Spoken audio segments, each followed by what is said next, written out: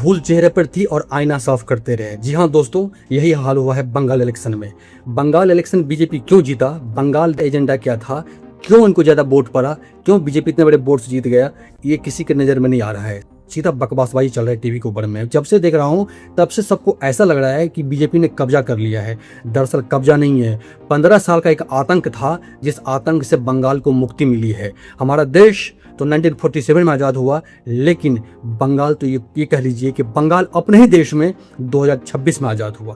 ऐसे वहाँ पर इलेक्शंस के बाद हिंदुओं को मारा जाता था, बीजेपी के कार्यकर्ताओं को मारा जाता था, आरएसएस के लोगों को मारा जाता था, घर के घर जल जाते थे, बच्चे हो, बूढ़े हो, जवान हो, लेडीज हो, किसी को नहीं छोड़ा जाता था। ये उस अत्याचार पर जीत हुई है। मंदिरों पर ताले लग गए थे, स्कूल में ताले लग गए थे, और सबसे बड़ी बात, कांग्रेस का कार्यालय जो टीएमसी वालों ने कब्जा कर लिया था, बीजेपी के जीतने के बाद में कांग्रेस वालों ने अपना कार्यालय ले पाया है बीजेपी के राज में। ये भी नहीं दिख रहा है इन लोगों को। देखिए यहाँ दो पत्रकार कैसे विश्लेषण कर रहे हैं इस चुनाव को लेकर के, और कितनी बड़ी बड़ी बातें कर रहे हैं और ऐसा बता रहे हैं, ऐसा बताने का भाव है कि मानो बीजेपी ने कब्जा कर लिया हो। देखो, देख करके आपको हंसी ही आएगी। जैसा ये विश्लेषण बता रहे हैं, दिमाग दे रहे हैं विपक्षी पार्टियों को, जिंदगी में ये एक नहीं होने वाले, जिंदगी में ये कभी जीतने नहीं वाले, क्योंकि जीत मुद्दों पे होती है, जीत रियलिटी पे होती है, बकवासबाजी पे नहीं। देखिए, अच्छा लगे तो लाइक करिएगा, चैनल को सब्सक्राइब करिएगा। सबक लिया जा रहा है क्या आशुतोष? विपक्ष वक्त से सबक ले रहा है, या अभी ये नाक की लड़ाई अभी चल रही है? कोई अपने अस्तित्व को खोज रहा है, अपनी जमीन को मजबूत करने में लगा है? देखिए संदीप, एक चीज बिल्कुल स्पष्ट है कि मीडिया में क्या बयानबाजी हो रही है वो इंपॉर्टेंट नहीं है, लेकिन ममता बनर्जी की हार ने एक बात निश्चित कर दिया है कि अगर विपक्ष को अभी भी अकल नहीं आई, इंक्लूडिंग कांग्रेस, 2029 में चुनाव लड़ने लायक भी नहीं बचेंगे। आधे नेता जेल के अंदर होंगे और आधी पार्टियां एनसीपी बन जाएंगी, जहां के नीचे से भतीजा पार्टी निकाल के ले जाएगा और किसी को पता भी नहीं चलेगा। ये मैं बड़ी जिम्मेदारी से कह रहा हूं। नहीं, अरविंद केजरीवाल को कहां पता लगा? 7 भाग गए। बिल्कुल मैं उसी तरफ इशारा कर रहा हूं, और आज उनके एक मिनिस्टर को ईडी ने उठा भी लिया है। हाँ, संजीव अरोड़ा को। अब पंजाब पर निगाहें हैं। हाँ, केजरीवाल को यह बात ध्यान हो या ना हो, अगले निशाने पर होगी पंजाब की सरकार, क्योंकि अब भारतीय जनता पार्टी को लगता है कि उन्होंने उड़ीसा में बना लिया, सरकार बना ली, बिहार में सरकार बना ली, बंगाल में बना ली, अब बचा पंजाब को कब्जे में करना है। तो कल उनके नीचे से जमीन खिसक जाए, इसमें कोई हैरानी की बात नहीं। मैं जो बात कह रहा हूं कि ये जो विपक्ष के तमाम नेता को न केवल गठबंधन की बात करनी चाहिए, बल्कि एक वैचारिकी की भी बात करनी चाहिए। एक चीज जो सबसे इंपॉर्टेंट है, एक स्वर में बोलना चाहिए। ये नहीं कि अखिलेश यादव कुछ बोल रहे, ममता बनर्जी कुछ बोल रहे, राहुल गांधी कुछ। यहाँ पर एक और अहम सवाल पूछ लिया है। जयवीर अहलावत है, महमवासी हैं, हरियाणा से ही हैं, वो कह रहे हैं कांग्रेस अपने नेताओं को तो एकजुट कर नहीं पा रही, तो विपक्ष को कैसे करेगी? पहले तो अपने घर में सब कुछ ऑर्डर में लेकर आए कांग्रेस।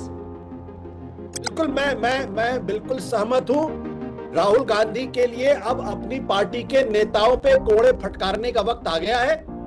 जो नेता अनुशासनहीनता करे, उल्टा पुल्टा बयान दे, उसको कान पकड़ के पार्टी से बाहर कर देना चाहिए, नहीं तो पार्टी कभी लड़ ही नहीं पाएगी। कहां जो हरवा देते हैं, जो जीता जिताया हरियाणा वो हरवा दिया, कमान फिर से भूपेंद्र सिंह हुड्डा को ही दे दी गई है, या वही हरियाणा में सर्वे सर्वा बने हुए हैं, या कमलनाथ के खिलाफ कोई कार्रवाई होती दिखाई नहीं देती है। मध्य प्रदेश में जो जीता जिताया, जो सारे विश्लेषक कह रहे थे, वहां पर कांग्रेस बहुत मजबूत जमीन पर है, और वहां सारा करकट करने वाले कमलनाथ आज भी बने हुए हैं। नहीं, अरे कमलनाथ तो वो नेता है जो जाके दिल्ली में बैठे हुए थे, भारतीय जनता पार्टी उनको शामिल करा ले। एग्जैक्टली। कमलनाथ तो क्या कार्रवाई की कांग्रेस ने? यही तो जयवीर अहलावत पूछ रहे हैं। बिल्कुल, मैं कह रहा हूं कि कमलनाथ जैसे नेताओं की वजह से तो कांग्रेस पार्टी का यह हाल हुआ है। फिर भी मैं कह रहा हूं कि कांग्रेस पार्टी का एक भी नेता पार्टी लाइन से अलग बातचीत करता हुआ दिखाई पड़े, उसको 2 को आप बाहर कर देंगे, पार्टी बिल्कुल राइट टाइम हो जाएगी। दूसरी बात, सारे वरिष्ठ नेताओं को, ममता बनर्जी को, अखिलेश यादव को, स्टालिन को, अरविंद केजरीवाल को एक कमरे में बैठ के तय कर लेना चाहिए। वो घड़ी कब आएगी? शुभ मुहूर्त का इंतजार कर रहे हैं क्या? सुन लीजिए कि वो कमरे में बैठ के तय कर लें कि हमें एक दूसरे के सर फोड़ने हैं या हमें भारतीय जनता पार्टी से लड़ना है। अगर भारतीय जनता पार्टी से लड़ना है तो कोई किसी के खिलाफ एक शब्द ना बोले, और अगर आपस में सर फोड़ने हैं तो लठ एक दूसरे हाथ में ले लो और एक दूसरे का सर, उसके बाद तो राहुल गांधी तो गुरुग्राम में कल क्या कह रहे हैं कि ये बीजेपी से और कोई नहीं लड़ पाएगा, हम ही लड़ पाएंगे। यही तो दिक्कत है, यही दिक्कत महाराष्ट्र में हुई थी महाविकास अघाड़ी में, और बाद में शिवसेना उद्धव ठाकरे गुट के लोग तो साफ कहने लगे कि 100 से ऊपर पर अड़ी हुई थी। तेजस्वी यादव कहां रोजगार की बातें कर रहे थे, और अगस्त में, एक मिनट सुनिए ना, क्योंकि मैंने लंबा एक इंटरव्यू किया था तेजस्वी यादव से और अनौपचारिक बातचीत भी उसके बाद की, कि रोजगार का जो वहां पर क्राइम जो बन रहे थे उन मुद्दों को बनने नहीं दिया गया। SIR के चक्कर में ही घूमते रहे, 14 दिन आए और उसके बाद आए नहीं राहुल गांधी। तो ये इंडिया गठबंधन के बारे में क्या कहता है? तेजस्वी यादव खुद बिहार में क्या कर रहे थे और चुनाव हारने के बाद क्या कर रहे हैं? तो दूसरों को दोष देना बहुत आसान काम है। मैं एक चीज बहुत जिम्मेदारी के साथ इस बात को कह रहा हूं कि चाहे वो कांग्रेस पार्टी के राहुल गांधी हो या ममता बनर्जी हो, ये समझ ले कि अगर साथ नहीं आएंगे, और 2024 के बेंगलोर में जब मीटिंग हुई 24 दलों की, तो NDA की हालत खराब हो गई। 38 पार्टियों का गठबंधन लेके फोटो खिंचवा रहे, 40 नहीं कि हमारे 40 हैं, और उसमें उस वक्त मैंने NDA के प्रवक्ता से पूछा भी कि नाम तो गिनवा दो, नाम नहीं गिनवा पाए, 10 से आगे नहीं बढ़ पाए। हाँ, ममता बनर्जी को भी ये समझना चाहिए कि जब से 2024 का चुनाव हुआ तब से ममता बनर्जी और उनकी पार्टी कभी भी इंडिया गठबंधन के साथ खड़ी होती दिखाई नहीं पड़ी थी। एरोगेंस छोड़ना पड़ेगा, सिर्फ राहुल गांधी को दोष देने से काम नहीं चलने वाला है। इसलिए मैं कह रहा हूं, या तो लठ लेके एक दूसरे का सर फोड़ दे और फिर खेत रहे सारे, या फिर बीजेपी से लड़ने। ये एक साथ नहीं हो सकता कि अखिलेश राहुल गांधी पर अटैक कर रहे हैं, अखिलेश राहुल अटैक उन पर कर रहे हैं, वो उनके ऊपर अटैक कर रहे हैं, और पता चला अंत में सब लहूलुहान पड़े। ऐसे करने से वो देश की जनता के साथ बहुत बड़ा विश्वासघात करेंगे। देश की जनता कभी उनको माफ नहीं करेगी अगर आप एकजुट नहीं हुए और वैचारिकी के साथ एकजुट नहीं हुए। सौरभ मालवीय है वो बकौल श्रीलाल शुक्ल, जो उन्होंने राग दरबारी में कहा था, आपकी बातें खिल रही होंगी कि होने दो लट्ठम लट्ठा।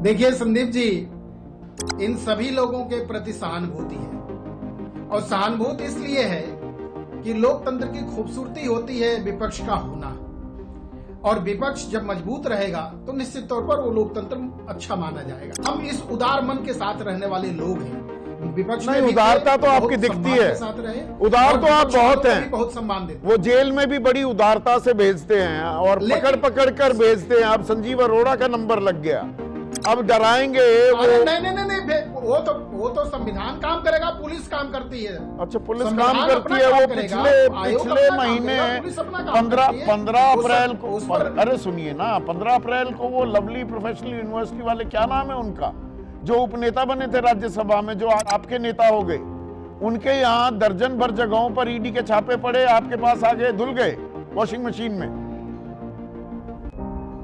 नहीं सर, संदीप जी देखिए, हमेशा पुलिस प्रशासन इन्वेस्टिगेशन करती है, और अपने आधार पर उसे जो काम करना है वो हम कोई हेमंत बिस्वा शर्मा कांग्रेस में थे, तब इन्वेस्टिगेशन हो रही थी, आपके पास आने के बाद धुल गए, मुख्यमंत्री भी बन गए। शुभेंदु अधिकारी के बारे में वो कैसे पैसे निकाल रहे थे, वो वीडियो वायरल हो रहा है ना आजकल, और पैसे इधर भी रखे, थोड़े ही पैसे थे, और आज वो मुख्यमंत्री हो गए।